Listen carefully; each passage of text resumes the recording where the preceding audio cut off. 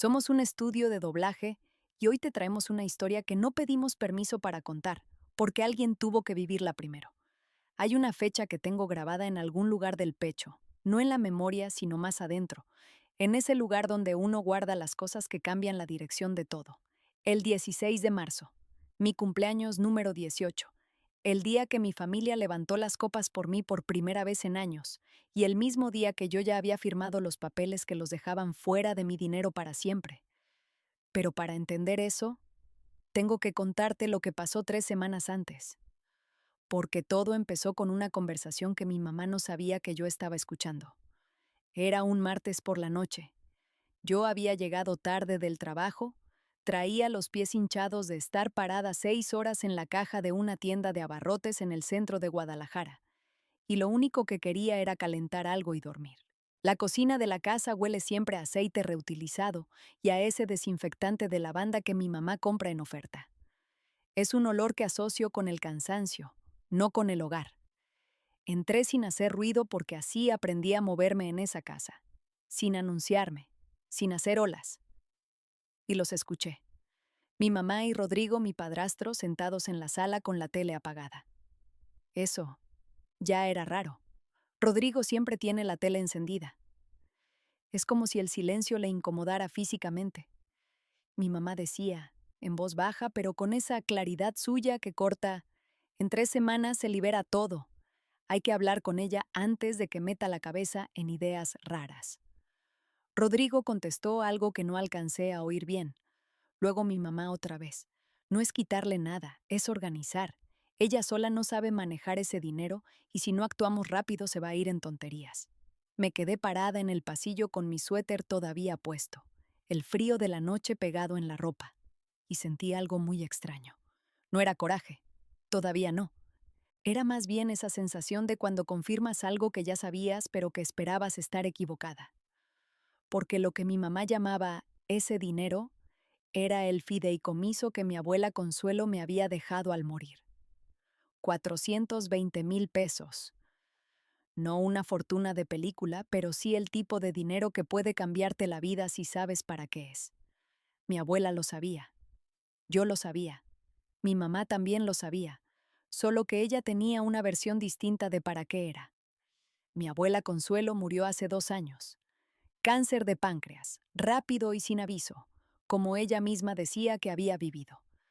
Era una mujer pequeña, de manos grandes de tanto trabajar, que había levantado un negocio de tejidos desde cero en Tonalá y nunca le había pedido nada a nadie. Me enseñó a coser cuando tenía 7 años. Me enseñó a leer contratos cuando tenía 15.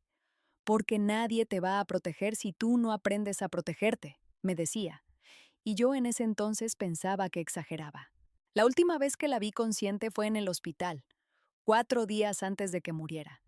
Tenía la mano fría, pero el apretón firme. Me dijo, Sofía, cuando yo no esté, tu mamá va a querer hablar de dinero antes de hablar de ti. No le hagas el trabajo fácil. No entendí del todo en ese momento. Después lo entendí demasiado bien. El fideicomiso era manejado por el licenciado Herrera, un abogado que había trabajado con mi abuela desde que yo era niña.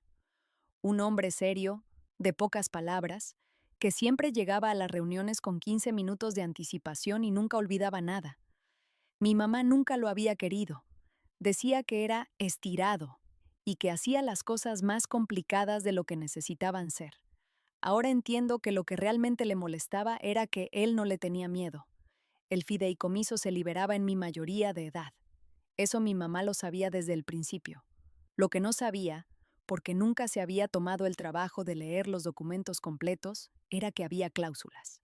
Condiciones. Opciones que yo podía ejercer antes de que el dinero se volviera accesible, como ella lo llamaba, como si el dinero fuera una fruta esperando madurar para que alguien se la comiera. Esa noche, parada en el pasillo con los pies fríos y el corazón haciendo algo raro, tomé una decisión. No iba a confrontarlos, no todavía. Primero iba a llamar al licenciado Herrera. Lo llamé al día siguiente, en mi hora de comida, desde la banca de un parque que hay a una cuadra de la tienda. Le expliqué lo que había escuchado. Le pregunté qué podía hacer. Hubo una pausa larga del otro lado de la línea. y luego me dijo algo que me cambió el rumbo de los siguientes días. Me dijo, Sofía, tu abuela anticipó esta posibilidad. Hay opciones que puedes activar antes de tu cumpleaños, pero necesitas venir a la oficina y necesitas venir sola. Fui 3 días después, un miércoles en la tarde, con el pretexto de que tenía que entregar unos documentos de la escuela. Mi mamá ni preguntó. Eso también me dijo algo. La oficina del licenciado Herrera queda en el centro histórico, en un edificio viejo de cantera que huele a papel y a café. Hay un reloj de pared que suena cada hora. Y mientras él me explicaba las opciones, ese reloj sonó 2 veces. Me acuerdo de ese detalle porque el tiempo se me hizo muy largo y muy corto al mismo tiempo. Me explicó que podía convertir la estructura del fideicomiso en algo que él llamó protegido y condicionado. En términos simples, el dinero seguía siendo mío, completamente mío, pero las distribuciones grandes requerían revisión independiente. Nadie, ni yo misma en un momento de pánico o presión, podía sacarlo de golpe o transferirlo sin un proceso. Cubría colegiaturas, renta, gastos médicos, necesidades básicas aprobadas. Pero no podía convertirse en el rescate de los negocios de Rodrigo, ni en los honorarios del abogado de mi hermanastro Mateo, ni en el fondo de estabilidad familiar que mi mamá llevaba meses mencionando en conversaciones que yo supuestamente no oía. Le pregunté si hacerlo era legal. Me dijo que no solo era legal, sino que era exactamente para lo que mi abuela había diseñado esa opción. Le pregunté si mi mamá podría impugnarlo. Me dijo que podría intentarlo, pero que no tenía bases. Le pregunté cuánto tiempo tomaba. Me dijo que si firmaba esa misma tarde, estaría listo antes de medianoche del día de mi cumpleaños. Firmé. 2 horas después, salí de ese edificio con las manos un poco temblorosas y la sensación de haber hecho algo irreversible. ¿Qué era exactamente lo que había hecho? Lo que siguió fue la semana más extraña de mi vida. Mi mamá estaba amable, demasiado amable. Me preguntaba qué quería de cenar, me dejaba el baño libre por las mañanas, incluso me compró una blusa que había visto que me gustaba en un aparador. Yo aceptaba todo con una sonrisa y por dentro pensaba, está preparando el terreno, está suavizando el suelo para que cuando llegue la conversación yo ya esté ablandada. Rodrigo andaba igual. Menos bordes, menos comentarios sobre lo que costaba vivir en esa casa, menos suspiros cuando yo abría el refrigerador. Una semana antes de mi cumpleaños me dijo que era una chica muy inteligente y que pronto iba a tener muchas responsabilidades. Lo dijo como si me estuviera preparando para algo. Supongo que sí me estaba preparando, solo que no para lo que él pensaba. Mateo, mi hermanastro, no intentó disimular nada. Tenía 22 años y la actitud de alguien a quien el mundo le había fallado personalmente. 2 meses antes, había tenido un problema con la policía después de una pelea en un bar de Zapopan. Y desde entonces la palabra honorarios flotaba en el aire de la casa como humo. Una noche me dijo directamente, sin preámbulos, mientras yo calentaba agua para el té: Oye, cuando te caiga el dinero de la abuela, me vas a poder ayudar, ¿verdad? Somos familia. No era pregunta, era inventario. Le dije que no sabía. Él hizo un gesto con la mano como si yo fuera lenta. Sí, ya sé. Tienes que pensarlo, pero piénsalo rápido. Después se fue a su cuarto. Yo me quedé viendo el agua hervir y pensé, ya lo decidí, solo que tú todavía no lo sabes. La noche de mi cumpleaños, mi mamá organizó una pequeña reunión: pastel de 3 leches, globos rosas, los primos que viven cerca, mi tía Rebeca que siempre llega tarde y siempre trae chisme. Todo muy normal, muy festivo, muy nuestro. Me cantaron las mañanitas a las 11 de la noche porque así lo hacemos en México esperando la medianoche. Soplé las velitas. Pedí un deseo que nadie habría adivinado. A las 12 en punto mi mamá levantó su copa de vino de caja y dijo, por Sofía, que ya es toda una mujer y que va a tomar decisiones maduras. Rodrigo asintió. Mateo tomó su cerveza sin levantar los ojos. Mis primos aplaudieron porque no sabían de qué se trataba realmente el brindis. Yo sonreí. Corté el pastel, repartí los platos, y por dentro pensaba, hace 3 horas el licenciado Herrera me confirmó por mensaje que todo estaba listo. Eso fue a las 9 de la noche. La estructura ya estaba activada. El dinero ya estaba protegido. El futuro que mi abuela quería para mí ya no podía ser redirigido por una carpeta con pestañas de colores y buenas intenciones disfrazadas de amor familiar. A las 8:15 de la mañana siguiente, mi mamá abrió la puerta de mi cuarto sin tocar. Traía una carpeta café, de esas que se cierran con un elástico. La traía apretada contra el pecho como si fuera algo valioso. También traía una taza de café, pero era para ella, no para mí. Ese detalle lo noté primero antes que nada. La taza era para ella. Se sentó en el borde de mi cama con la seguridad de alguien que lleva semanas esperando este momento. Puso la carpeta sobre mis piernas, encima de la cobija. La abrió despacio, como si el ritual importara, y me dijo, con esa voz suya que mezcla ternura con instrucción: «Mija, tenemos que hablar del dinero».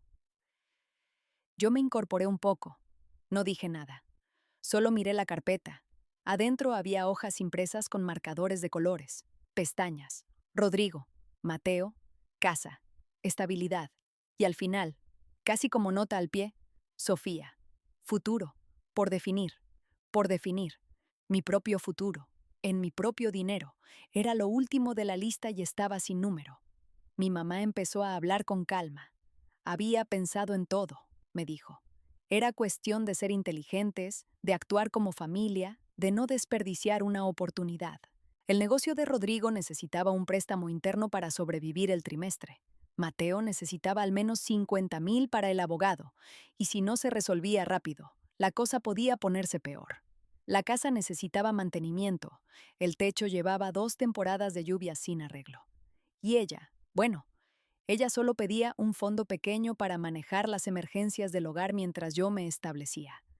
Mientras yo me establecía, como si yo fuera la inestable, como si la que llevaba años remendando los hoyos del presupuesto familiar con trabajos de medio tiempo y silencio, fuera la que necesitaba establecerse.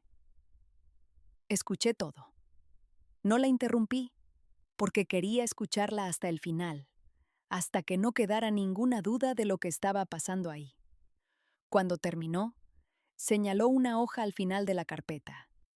Tenía líneas para firma, un documento que ella misma había redactado, con lenguaje que sonaba oficial pero que no lo era. Algo sobre reconocimiento de apoyo familiar histórico y distribución voluntaria consensuada. Lo leí 2 veces. La tercera vez lo leí en voz alta, despacio, para que sonara en el cuarto lo que realmente era. Mi mamá me detuvo a mitad de la lectura.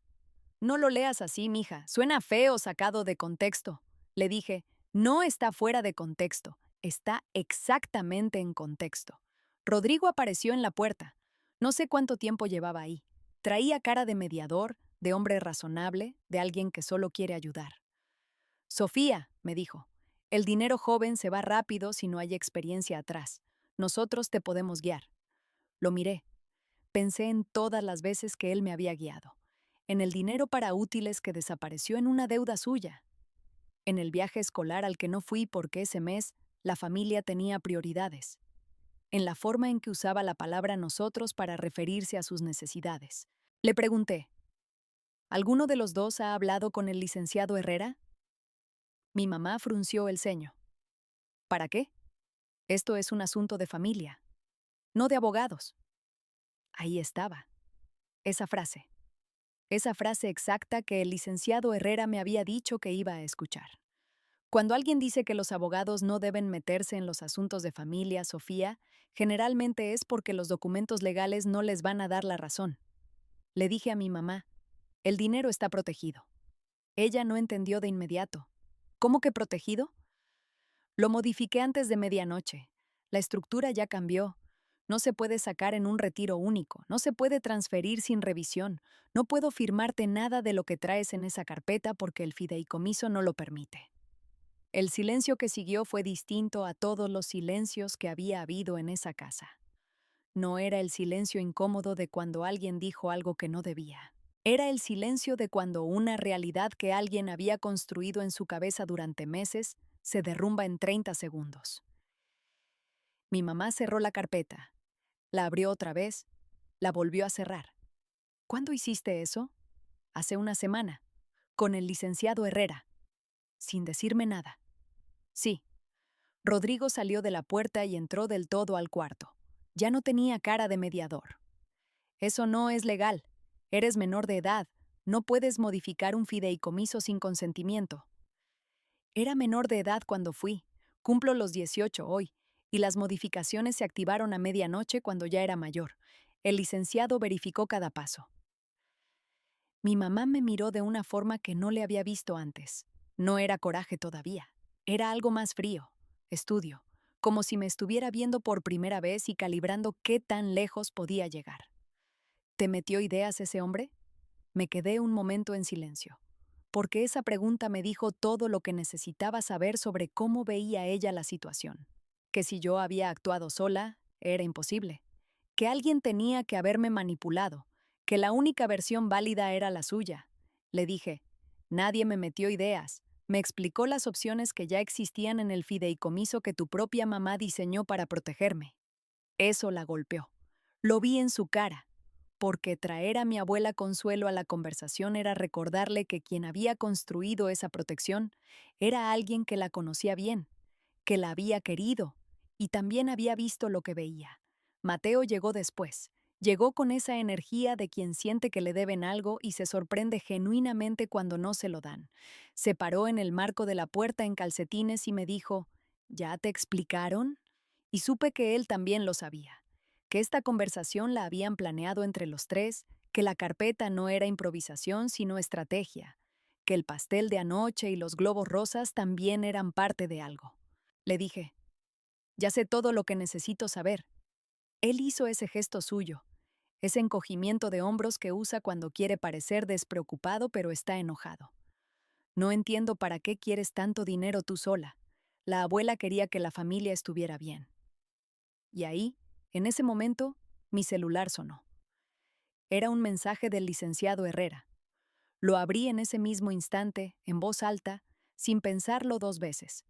Decía que esa mañana, a las 8:19, alguien había llamado a su oficina preguntando por los mecanismos de supervisión parental sobre fideicomisos de jóvenes adultos.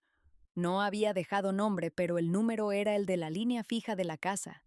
Miré a mi mamá. Ella no bajó la mirada. Ahí estaba todo.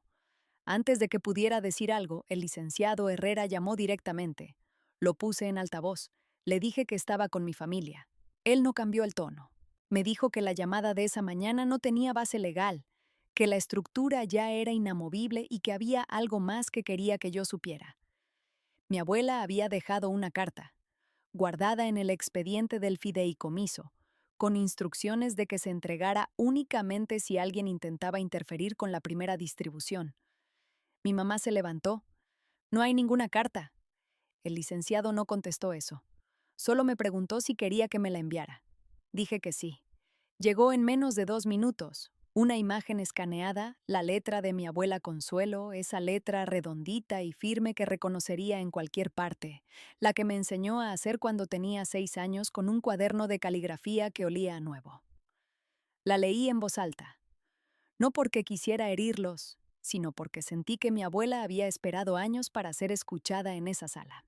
Decía, Sofía mía, si estás leyendo esto es porque alguien intentó llegar antes que tú. No te sorprenda. Lo vi venir desde que tu mamá empezó a usar la palabra accesible cada vez que me visitaba en el hospital. Accesible no es lo mismo que tuyo. Nunca lo confundas. Este dinero no es para pagar las deudas de nadie más. No es para estabilizar hogares que nunca te hicieron sentir segura. No es para empezar a existir después de que todos los demás ya están cómodos. Es para la universidad que mereces. Es para el departamento donde puedas dormir sin miedo. Es para los años en que aprender cueste más que trabajar. Si te dicen que la familia debe ir primero, pregúntales cuándo tú fuiste primero para ellos. Si se enojan, deja que se enojen lejos. Y si en algún momento dudas, recuerda que yo no dudé cuando firmé estos papeles. Lo hice porque te vi, Sofía. Te vi de verdad, y eso fue suficiente para saber que necesitabas esto más que mi aprobación de nadie. No hubo silencio después de eso. Hubo un tipo de quietud diferente, como cuando el sonido no se va sino que cambia de forma. Mi mamá no lloró. Eso me sorprendió un poco. Pensé que lloraría. En cambio, se quedó muy quieta, con la carpeta sobre las piernas, y me miró con una expresión que nunca antes le había visto y que no supe bien cómo leer. Rodrigo se fue sin decir nada. Mateo dijo algo por lo bajo que no alcancé a entender y tampoco quise. Y mi mamá, al final, después de un rato muy largo, me dijo: ¿Esto fue idea tuya o de ese hombre? Le dije. Fue idea de la abuela. Yo solo la escuché a tiempo. Se levantó, tomó la carpeta, salió del cuarto. Yo me quedé sentada en mi cama con el celular en la mano y la carta todavía en la pantalla. Afuera se escuchaba la ciudad empezando su martes, un camión pasando, alguien tocando un claxon, la vida normal de Guadalajara que no sabe nada de lo que acaba de pasar en este cuarto. Tardé en moverme. Estaba procesando. No con orgullo, no con alivio limpio, sino con esa mezcla rara que tiene las victorias que cuestan algo. Porque sí costó. No el dinero, lo otro. Ver la cara de mi mamá cuando entendió que su hija había aprendido a protegerse de ella. Eso no se celebra fácil. Hubo un momento, en algún punto de esa semana antes del cumpleaños, en que casi lo deshago todo. Era de noche, yo no podía dormir y me quedé pensando, ¿y si exagero? ¿Y si mi mamá solo quiere ayudar y yo estoy siendo injusta? ¿Y si en 10 años recuerdo esto como el momento en que rompí algo que no tenía que romperse? Me levanté, fui a la cocina, me hice un vaso de leche caliente como cuando era chica, y me senté en la misma silla donde meses antes había escuchado a mi mamá planear en voz baja. Y me pregunté, ¿en qué momento yo fui la prioridad? No la acusación, sino la pregunta real.